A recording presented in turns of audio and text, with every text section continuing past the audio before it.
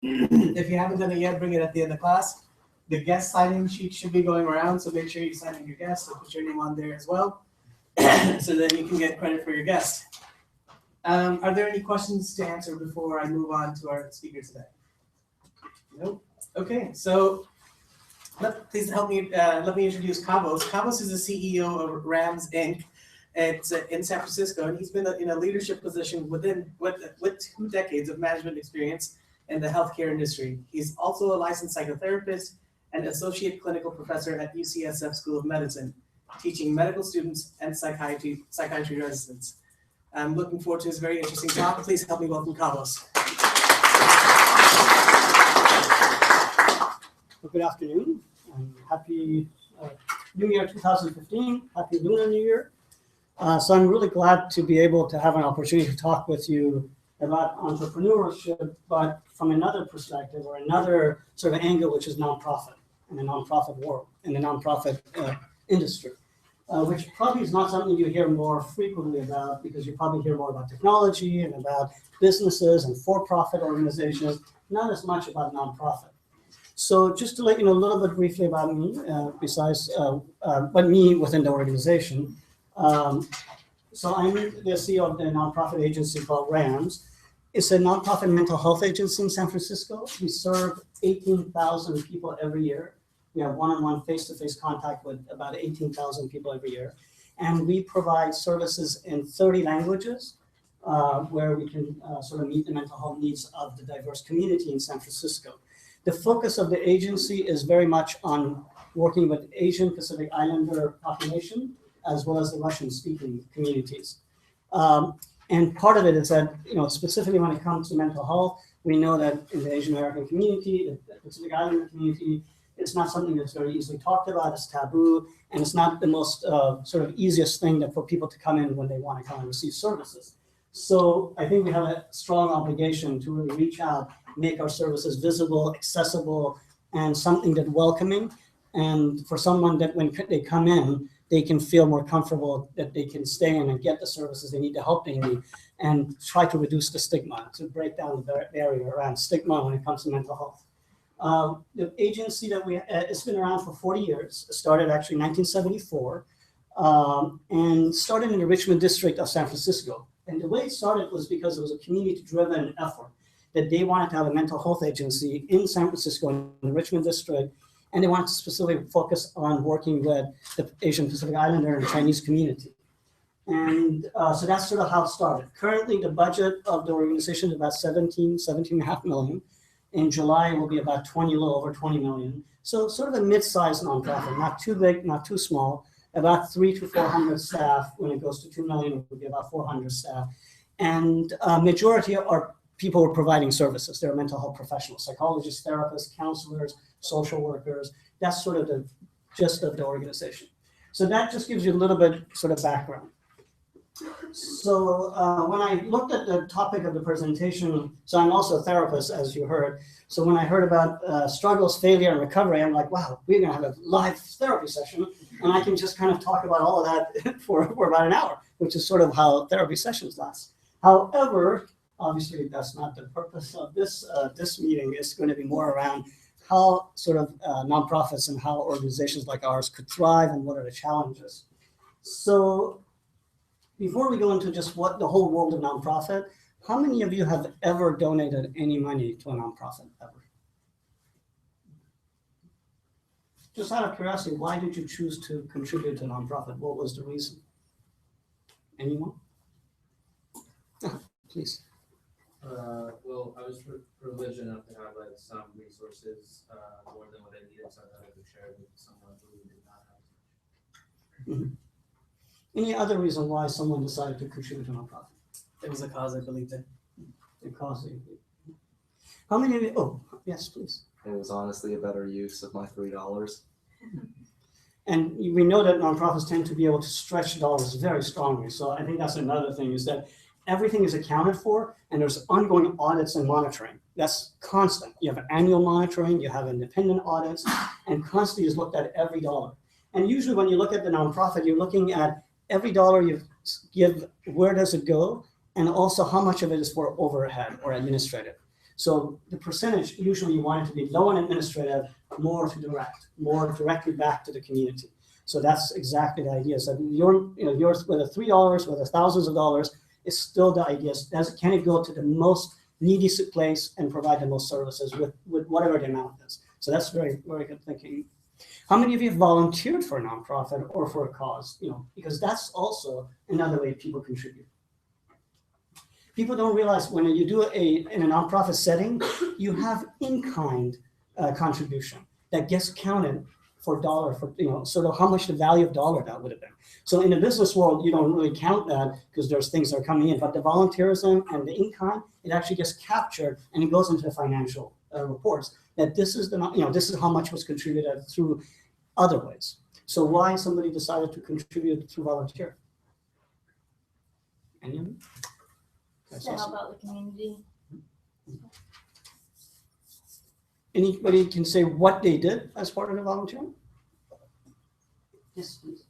I help provide people with health insurance. I was got a certification through California to do that, and also it led into a job, so that was good. That's good. That's it. Good. Cool. Okay. Very good. So with that in mind, let's think about nonprofit. So nonprofit, there's many different types of nonprofit. What we are is a 501c3, which is, there are different types, but this is a charitable organization. The purpose is to basically do something that contributes to the community, changes something, changes the community, gives value back to contributing to improving the lives of others, to improve the lives of the community. And the purpose is a little bit different than a for-profit, which still, there's not necessarily one is better or worse, or one is equal or not. Basically, the idea is that it's very cause-driven. Nonprofits are very cause-driven, very mission-driven, versus product-driven, versus product line-driven. It's very much around what's the cause, what's the mission, how can we contribute, how can we make a difference. That's one thing that's very interesting. Now, when you think about boards or who oversees, you usually have a CEO or a director or shareholders that are overseeing the nonprofit, the for-profit, sort of business. In a nonprofit, you have the board of directors. The board of directors, basically where the CEO or the executive director reports to, the board of directors is not looking at how they're meeting the shareholders, because there's no shareholders. Nonprofit, the idea is the money comes back. There's no profit. There's surpluses. People should not mistaken that in a nonprofit you can generate funding because you're trying to put it back into the company, but it's considered surplus versus profit because it goes back to the organization to give back or hire more people, expand the capacity, and so forth. But the board of directors' purpose is really about how do they represent and how do they protect the community's interests, the people's interests. So if you have a 501c3 nonprofit in the state of California, or when you also have a federal number, the idea is that you as a board member, you're not necessarily thinking about how does this agency thrive and how can we bring more money. It's more, am I protecting the community, the people of California, the people of the United States? And the money that's going into this organization, is it contributing to the people and making the lives of the people of California, people of the United States better or not? So the shareholder is very different, the mindset, as well as the fact that the board, again, it's not so much about how just focusing on the company, it's about protecting the community. So that's why any of you, which I highly recommend to serve on boards, is because actually many nonprofits look for board members, and they look for specifically board members similar to you. And people may think, well, I'm not qualified to be on the board. Yes, because you are a community member. You are a people of California. You're a citizen or resident of the state. So all of you have a role to protect your community. So you could be on the board. You don't have to have certain qualifications necessarily, because again, it's almost like in some way like jury duty. You can be representing the city or the state or the U.S. on a board, but you also have to have a purpose connection to that community. And then the boards usually look for people who can bring certain value, certain experience, certain expertise.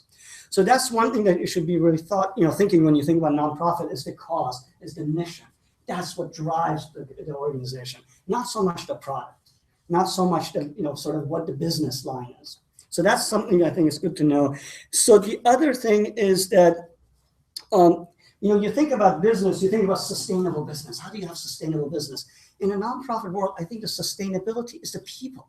How do you sustain people? How do you sustain a group, a community, so they can thrive, they can be more effective. Not so much how do you sort of, what's the sustainable business? How can that renew? How can that be energized? How do you energize and sustain the people? Your employees, your community is your sustainable people. So that's the one that you're investing in those people, because that's what's sustainable.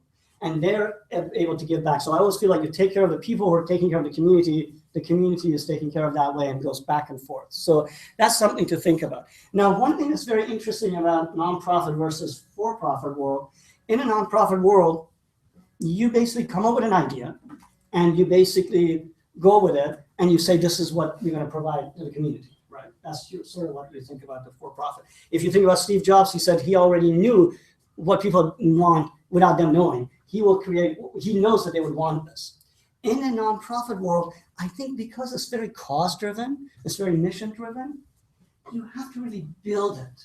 You can't come in and suddenly introduce something and hope that it would thrive.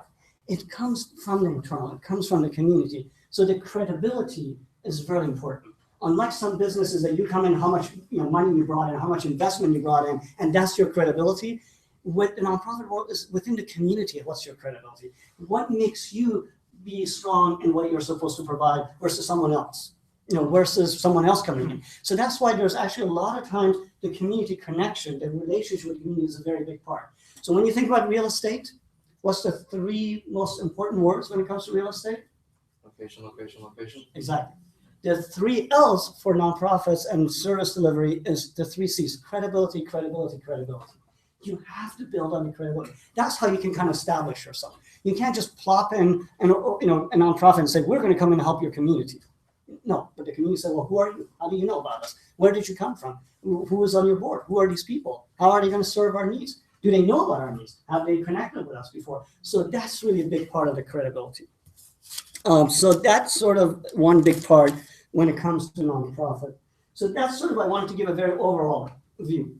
Mission-driven, cause-driven, very much community-driven. It's basically around credibility, and it's also around the fact that you are really looking at sustainability of people, the services you provide. So obviously with that goes a lot of challenges. So I'm thinking about, okay, what would be the challenges? So now why I got interested in, obviously, because it was supposed to be about personal stories as well. I have always been interested about figuring out a cause and sort of figuring out how can I make a difference? How can I make a difference one person at a time? How can I kind of go home at night and sleep? Like, so any new hires that we have at my agency, I tell them a few things. One of the things I tell them is obviously, for me, is that every decision you make should pass 3 standards: legal, moral, ethical. Legally, morally, ethically. Can you sleep at night and say you've done the right thing? And I think in a nonprofit world, that's what we're constantly grappling with. There are sometimes legally something is perfectly all right, morally is the wrong thing to do. Morally is right, ethically is wrong. And how do you kind of feel like you can go home and check, legally, morally, ethically, I can sleep at night, know that I've done the right thing. If I had to go and present it to someone, I can feel good about it. So that's one thing that I'm constantly thinking about. Another thing I think about in the nonprofit world, now a nonprofit could be anything: healthcare, social services, art industry. I mean, those are all nonprofit. Museums. But the idea also with nonprofit, I think the best quality assurance you can have is to say, if your family member, if your partner, if your spouse, your parents, your siblings, if they needed that kind of service, that kind of support, would you be comfortable if they came to that group? So for me, I always think about, if I had a family member that needed mental health services, would I be comfortable if they came to my organization? If not, why not? What is it about this that I'm not able to do that I would say, well, I would send them somewhere else, but not here? So I think about, when it comes to nonprofit or social services, you're constantly thinking about those things. So because of that, challenges are very high. It's like, how do you constantly figure out to stand your ground, to stand your cause, to kind of fight for what you believe in, a lot of advocacy. So it's a lot of work when it comes to them, to that aspect. So what do you think would be some of the most important challenges or sort of activities that has to happen? Maybe, and I was talking about me, that's sort of what I was. I was interested in figuring that and dealing with the challenges of that. Can I create something that can have a value, or can I go into something and build it up from where it is, build on it? Because I came into the agency has been around 40 years. Obviously, I haven't been the director of it for 40 years. But I wanted to say, how do I build it on the foundation and grow it? How do I kind of take it from the credibility it has, the foundation that's there, but build on it? So that was my intention. And I always am very interested in just the idea of causes. And I think about in a nonprofit world, you can think like a very for-profit kind of idea, but can I do it in something that I can sort of feel like I'm making a difference? I think any job makes a difference, but this one's like really people. I can literally say, today I left with something that happened. Somebody's life was impacted. Maybe a product has that value as well. But for me, I feel like there's something about the relationship.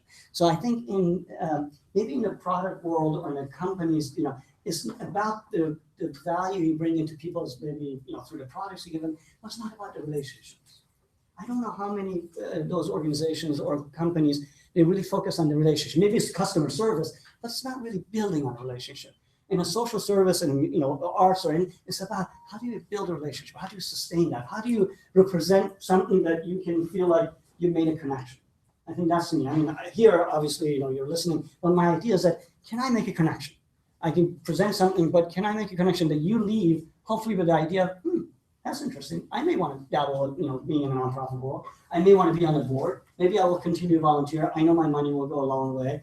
I want to know about this group. Why they're so passionate about this versus something else. So what do you think would be some of the main things in a nonprofit world that we would be considering challenges and something that we would be constantly sort of thinking about? I think funding. Exactly. That's the first thing. Fundraising is one of the main things. Because it's not about finding some investors or some people who are rich or some people who can kind of bring in. It's more about fundraising, and you have to constantly do fundraising. Now, fundraising could be through mass fundraising, could be through bringing more contracts, it's through maybe donations, in kind, whatever it is. Fundraising is a big part of a nonprofit world. Constantly, and the executive director, CEO's responsibility, the board is constantly how do you raise funds? And how do you sustain this thing? How do you continue to be able to operate with fundraising? So that's a very, very big part of it. What would be another thing? Growth, maybe finding more people to use your service. So the idea is that it's in two levels. How do you grow this thing so you can have more access, more services, more support for others? At the same time, how do you get for people to believe in what you're doing? Because if they want to contribute, how do you constantly promote this mission? And it's difficult. Sometimes you have to constantly say, why do you have to believe in this cause? Why do you have to believe in the cause? There's so many causes. Why my cause over somebody else? So I'm always thinking about mental health. It's not the most sexiest topic. It's not the most something that I can go and say, oh, give them mental health. It's like, oh yeah, mental. I know many times we've done mental health in a very, I brought it to more mainstream situations.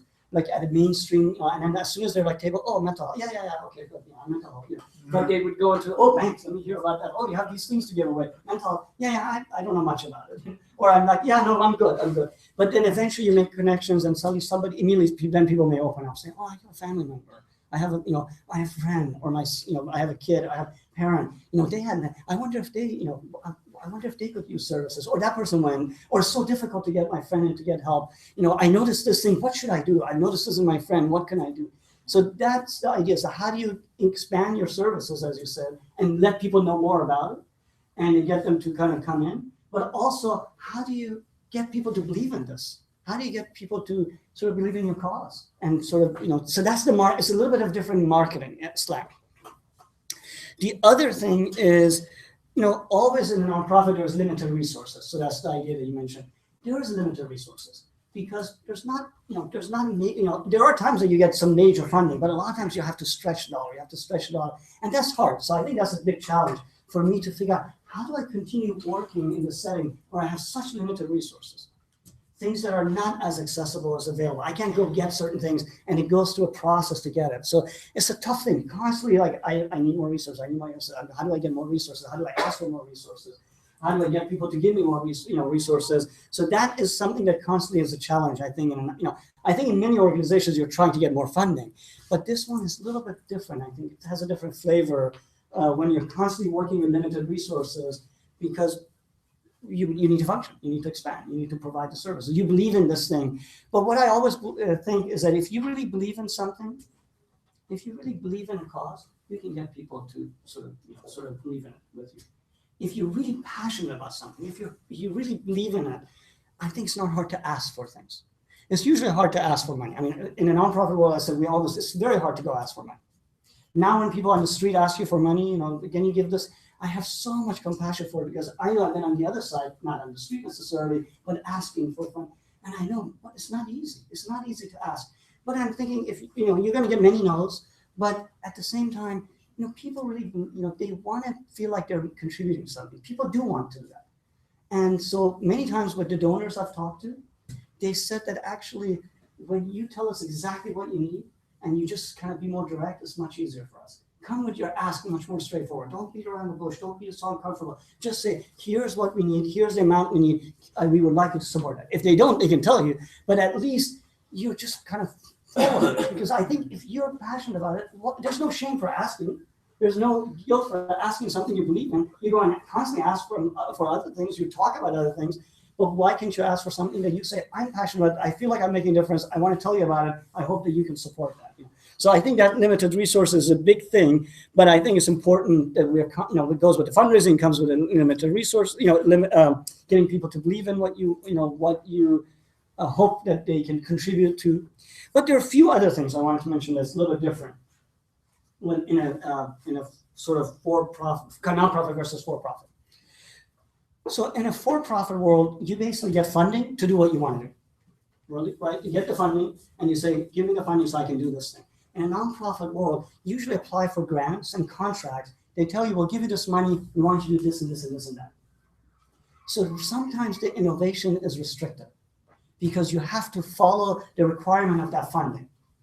And so I think sometimes in the nonprofit world, we get sort of a little bit challenged because how do we become innovative? How can we say, I have this great idea, but I can't go tell you to give me money for it. I'll go for the money is, and I'll try to do that thing that you require me to do, and I'll build on it. So it's a little bit challenging sometimes when you want to be very innovative and you want to be really progressive, unless you can get funding for it. And most funding, they're not saying, we give you money, do whatever you feel like doing. They say, we give you money, but do this, this, this, and give us report back this and that. So it's a little bit challenging, but at the same time, you go for the funding that gives you the things that you want to do. So that's one area. The other thing that I think is interesting is that in a business world, you see people changing jobs regularly.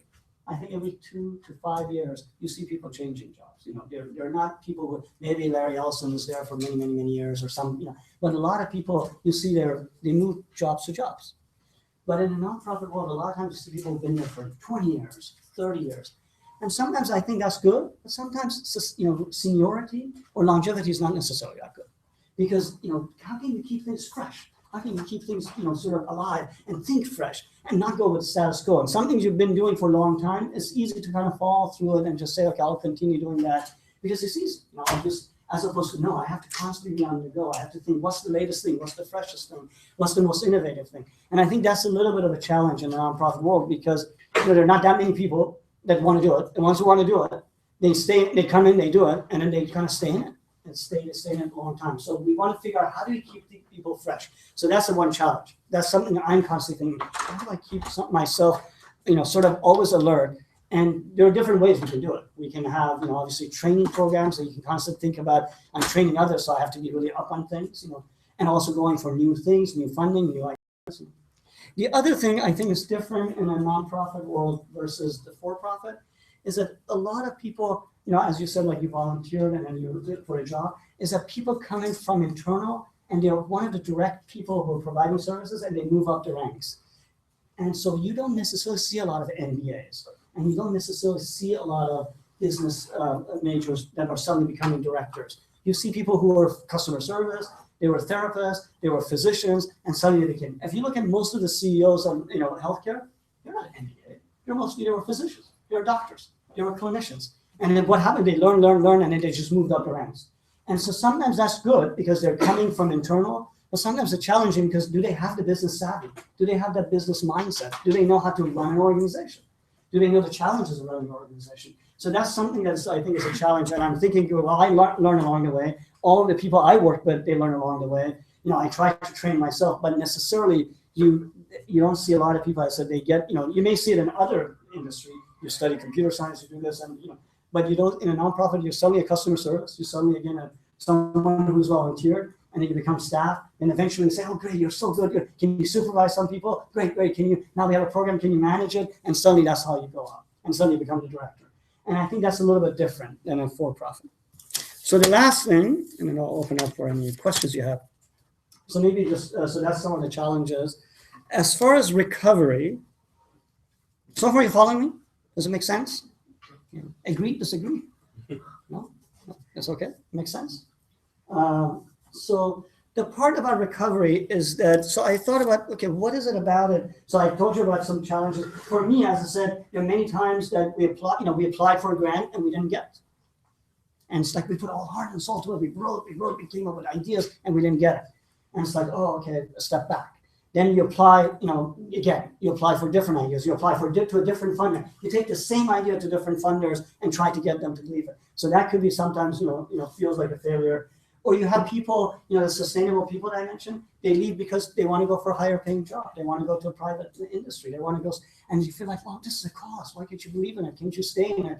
And it is, but people choose to move on. So those are the challenges. Sometimes, so the turnover is usually not is something that you have to be thinking about. It's not part of the growth. It's part of the fact that people move on. And then how do you constantly recruit? How do you constantly bring people in? And then especially in a diversity, situation, how do you bring people who have the languages, the background, the cultural background, the community background, the diversity that represents the community? It's not easy. So we have most of our staff are actually RAMs are bilingual, bicultural. Many first generation, many second generation. It's not easy. I can't find constantly therapists who are bilingual, Cantonese speaking. Or, so just to give you an example, in the city of San Francisco, there's 3 Cambodian speaking counselors in the whole city of San Francisco. So if you have a Cambodian community, there's 3 Cambodian speaking counselors, 1 retired or just retiring, there's the other 2, 1 at our agency, 1 not. How do you serve a community and how do you constantly bring those? They're not there. In the city of San Francisco, there's not a single Samoan speaking therapist or counselor or psychologist or psychiatrist, not a single one. So how do you go and serve a community when there's not a single of that provided? So what you have to do is you have to, sort of train the community. You have to kind of generate from the community and hopefully inspire people to go into the field. And once they're in, kind of move them up the ranks so they can kind of, get other people. So there are those kind of situations that you have. How do you keep the diversity? Those are part of the maybe challenges. I don't usually think failures. I sort of think about hurdles, barriers. So hopefully it keeps you stronger so you can jump the barrier. It's sort of like you're jumping these parallel bars, because I think when you think failures, you feel like it's closes something. For me, it's something has to open up to the next.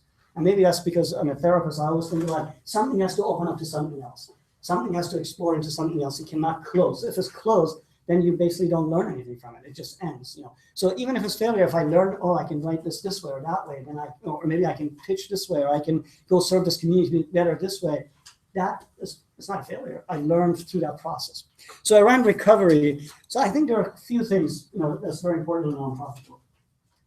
One, what's very interesting is that in a nonprofit setting, whether it's arts, whether it's education, whether it's social service, whether it's healthcare, you're constantly thinking about the way you thrive, the way you recover is not through actually being independent and not to be internal, to be external. And that's very different. You don't want to go internal and do these things and then not tell anybody and have these all copyrights and all these proprietary stuff. You want to actually be the opposite.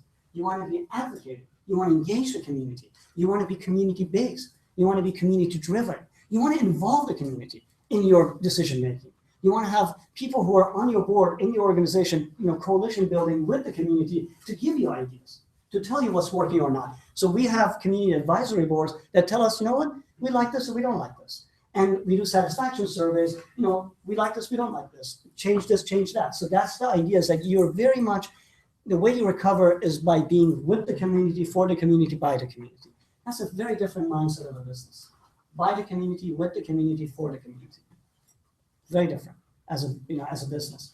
And also you thrive by partnerships and collaborations.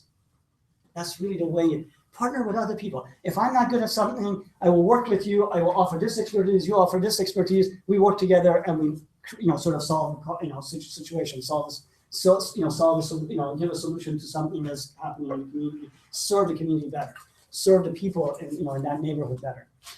So that is another thing that we are thinking about. one other thing around recovery is that you want to diversify your funding source.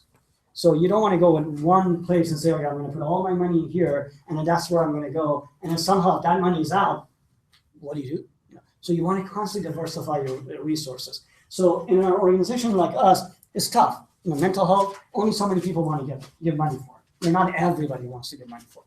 So what happens is that we have to figure out what's the way to solve that is maybe to create a niche and create a specialty and expertise. So that way people say, when it comes to mental health, this is a group, that's where I'm going to go, that's where I can make a difference by contributing to that. So we create a niche, we create a sort of specialty, because it's hard to diversify funding sometimes. But you have to constantly think about the way you recover is to not rely on one way of getting your resources. And so advocacy, community-based collaborations. But the last thing I wanted to mention is around recovery. For me personally, the way I've sort of worked is that I sort of think about an idea.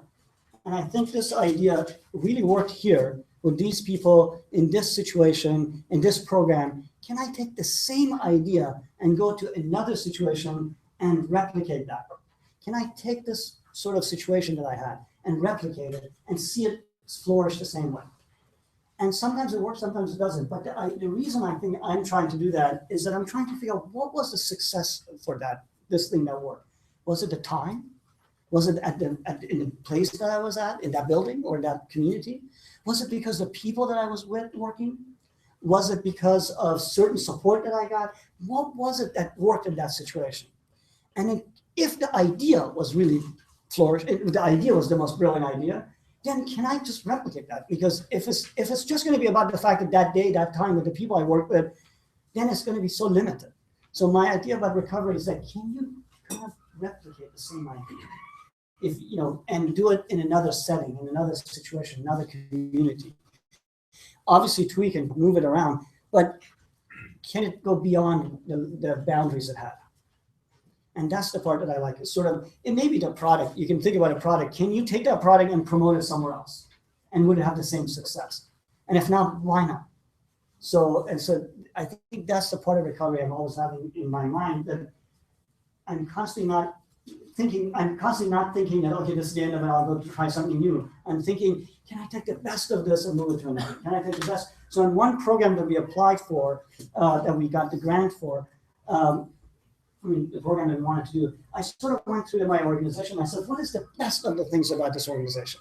We do this and this, and we do. In one program, we had acupuncture, we had group therapy, we did training, we had our community members involved, we had former interns and trainees in there, we had psychiatry, we had mental health counseling, we did outreach, and I thought about, and we had vocational aspect that we help people get trained vocationally.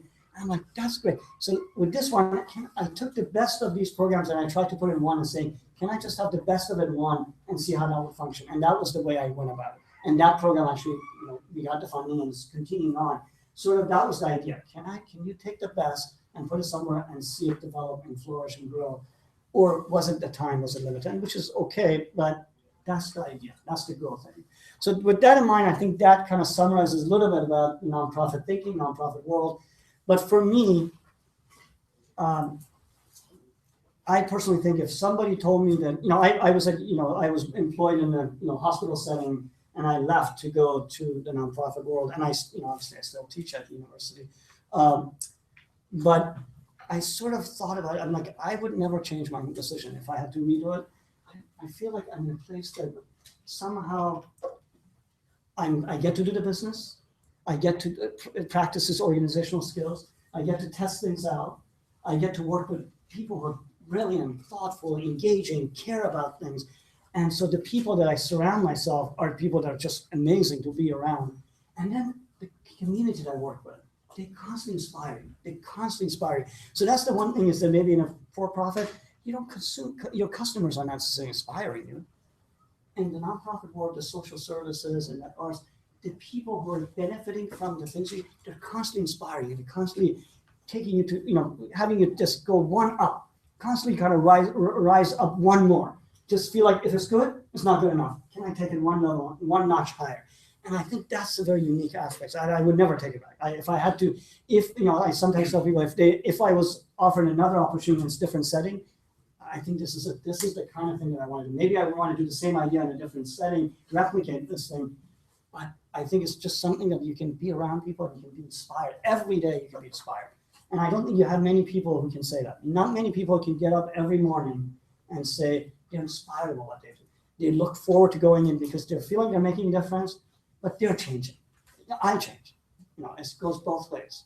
It's again back to finding the relationship and it's how you engage with your community. Ultimately, that's the bottom line of your experience in the nonprofit world is about the relationship, how you contribute and what you get back. And it's just that back and forth experience that you be inspired, you inspire, you get inspired, you inspire, and hopefully you make a movement, you make a change, one person at a time, one community at a time, one organization at a time. And that's what it's all about. And I think that's what hopefully I'm hoping to inspire you, and whether again through philanthropy, whether through giving money, whether it's volunteering, whether being on a board, whether being actually wanting to manage some nonprofit and be involved in it. You all have the ability to make that choice. And my hope is that your choice would be whatever it is, you somehow can figure out a way to get yourself involved in community causes, whether it's through, again, working or contributing or being involved with something or volunteering. So, okay, that's I'll leave it at that. Any questions? No,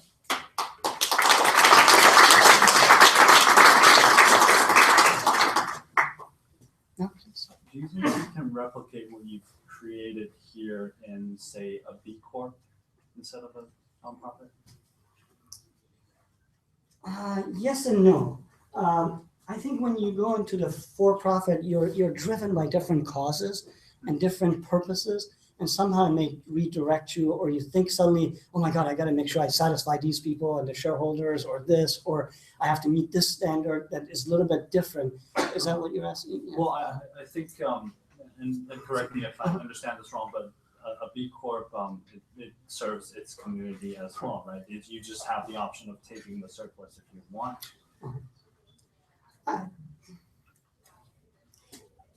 I think so. I mean, I think you can, but it's just, but it has to come back to the cause and the mission, and then how is it contributing? So I think if you can kind of, and then who do you have involved in that? Right. So because I think the people you're involved is what, it's not about me. Actually, the moment that you make the organization and nonprofit about the person, I think that's when it actually starts failing, because it's not about the person. Right. It's about something more than me. If because I can go in, but the organization has to thrive and so. So I sort of think that if it stays with the cause and the mission and the purpose and the people around it, I think so.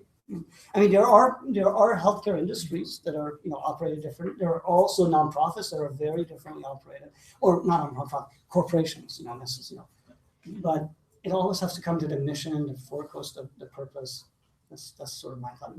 But the ideas, I sort of always like the idea of saying, can I think about this? Can I think about more of a sort of different model, but apply to nonprofit? Right. Because a lot of times nonprofits also end up being not very effective because they don't think very organized way as a corporation.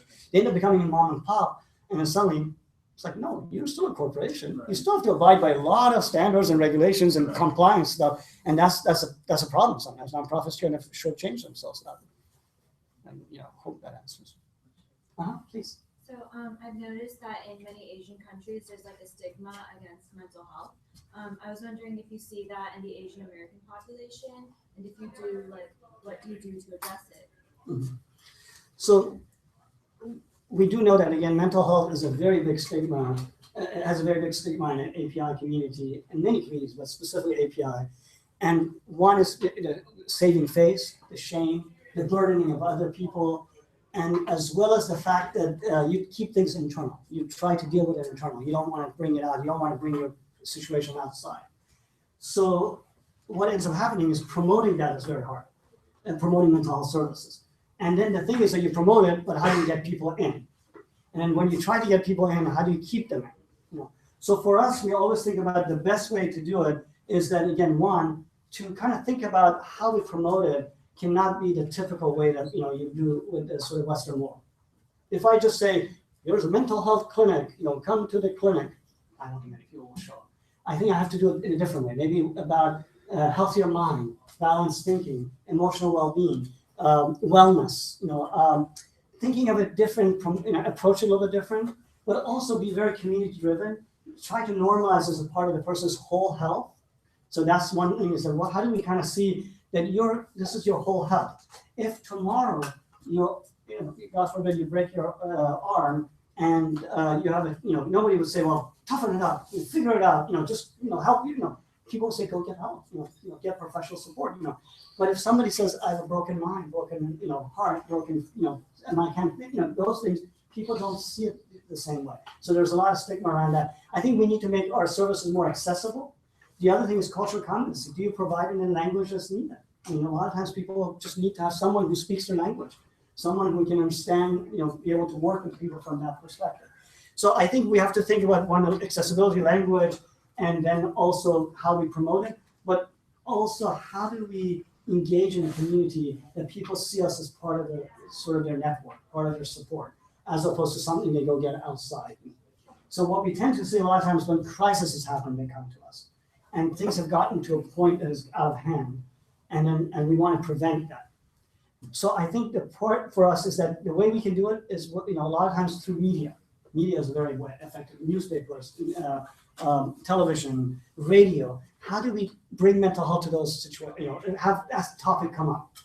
How do we have it come up in the way they speak about it? The community speaks about it versus the professionals speak about it. How do we train the next generation to be culturally competent? And how do we basically, as an organization, provide our information? I think, do we provide our information is very, is culturally relevant? Does it make sense if you read it? Would you feel comfortable to go get the services there? Some of it is around confidentiality. Sometimes you don't want to, so how do you make sure that people feel safe? So there's many of those approaches we have. So what we try to do is we try to make ourselves very credible in the community, so people see us as an organization that hopefully says, they have a reputation for serving the community in an effective way. We try to go and outreach. So we don't provide our services just in the clinic.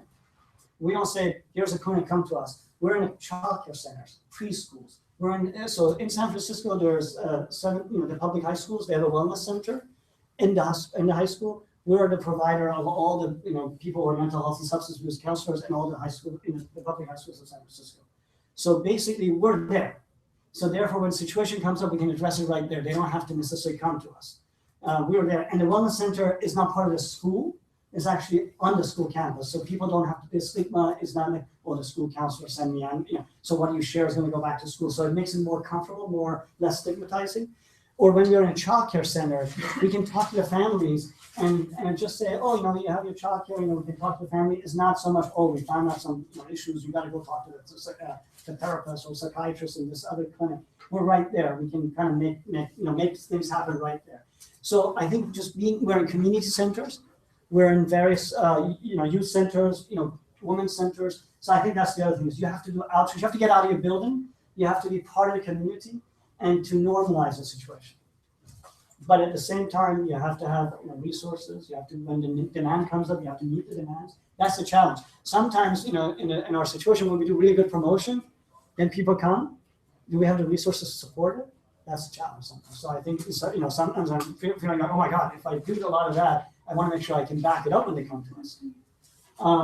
And then also knowing that when you think about diversity, unfortunately, a lot of times it gets glossed over. When you think about diversity, it's like, when I think about Asian American, I'm not talking about Chinese American, I'm not talking about Samoans, I'm not talking about Vietnamese, I'm talking about Japanese, Vietnamese, Cambodian, Laotians, Tongans, Samoans, Burmese. Suddenly the community is very diverse. And when I think about that, I have to make sure I don't apply the same one to all of them, because there's a lot of diversity, different approaches. I have to hire people from those communities that can make sure what I'm doing makes sense. So that's another approach, not to go out, sort of think, I'm culturally competent because I just have covered one thing. And I have to know the nuances. So those are the things, I think about when I think about we're trying to serve the community. And we know that's not easy. So I think we have to constantly kind of build our reputation and kind of,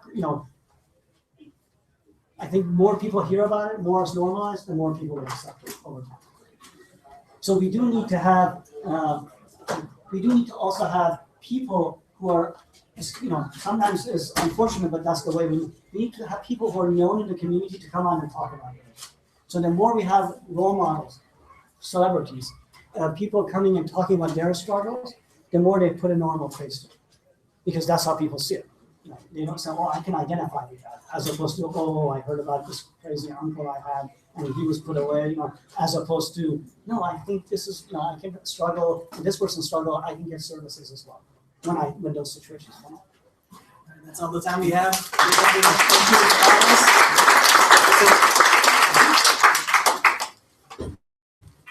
All right, everyone, that's it for today. Next week.